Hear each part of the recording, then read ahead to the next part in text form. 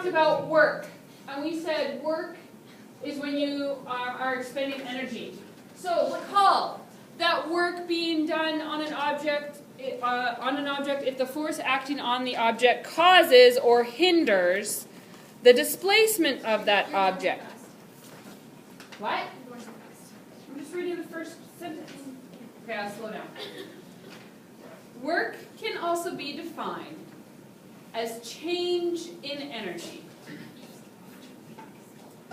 Change in energy. So, mathematically then, we can set W is equal to delta E. Both are measured in joules, so we can make that we can say, well, if work is change in energy, W should equal delta E. And therefore, delta E, as we, as we did before, is EF minus E initial. So E final minus E initial. So where W is work in joules, so that's a blank.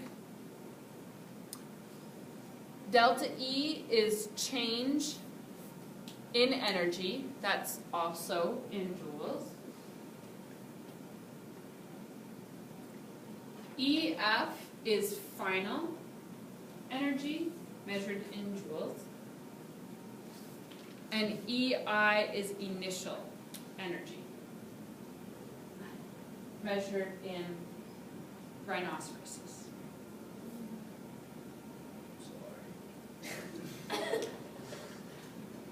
Joules.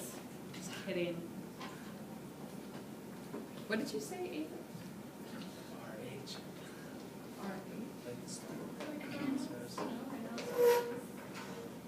RH. So rhinoceroses wouldn't be RH. Okay. That's funny. I don't know why you're so confused. I just thought rhesus factor. Like your blood typing, your rhesus factor?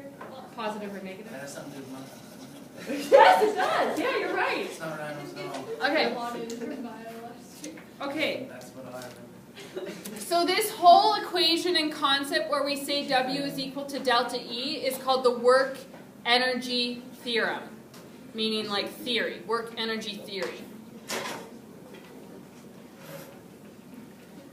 So the work energy theorem states that work done on a system is equal to the sum of the changes in potential and kinetic energies. So depending on the scenario, we can say different things. So like, okay, let's think about this.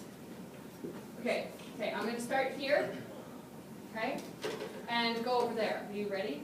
Are you excited? Okay. I gained kinetic energy, right? I had more kinetic energy at like this spot than I did over there by Kenzie, right? Would you agree? So there was a change. There was a change in my kinetic energy. Was there any change in my gravitational potential energy? No. So for something like this,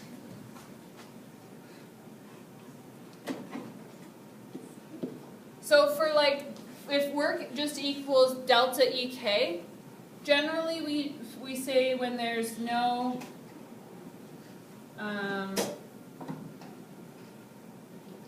up or down, so no change in gravitational potential energy.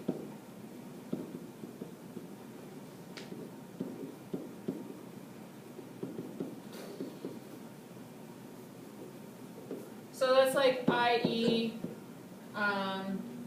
running on flat ground.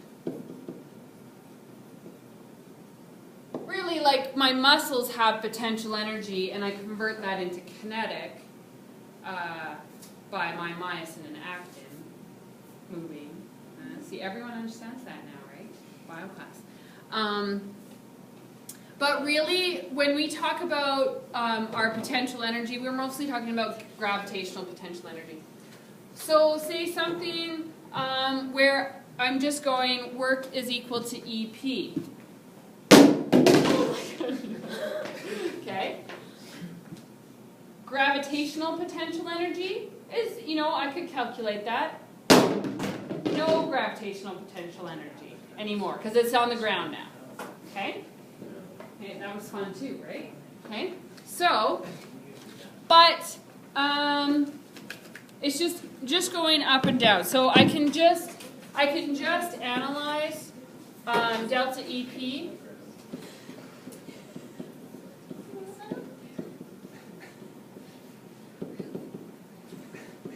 Gravitational potential energy if just going up and down. It's a little more complex than that, but we can say, okay, well, there's just this one kind of thing going on.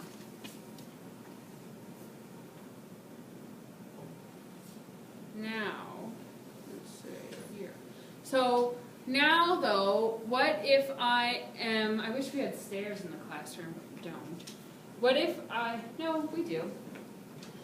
Okay, so I'm, walking upstairs, okay? So I gained in height, but I'm also moving.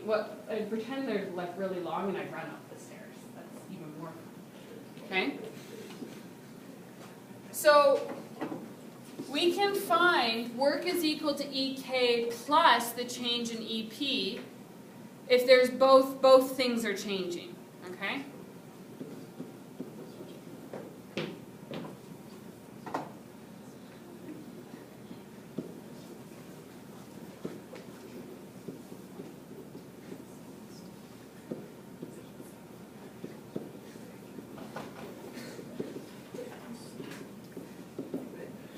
So if you have an object that is moving both up and down and has a change in velocity, you need to find out work with both delta EK and delta EP.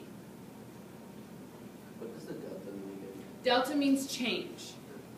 Yeah.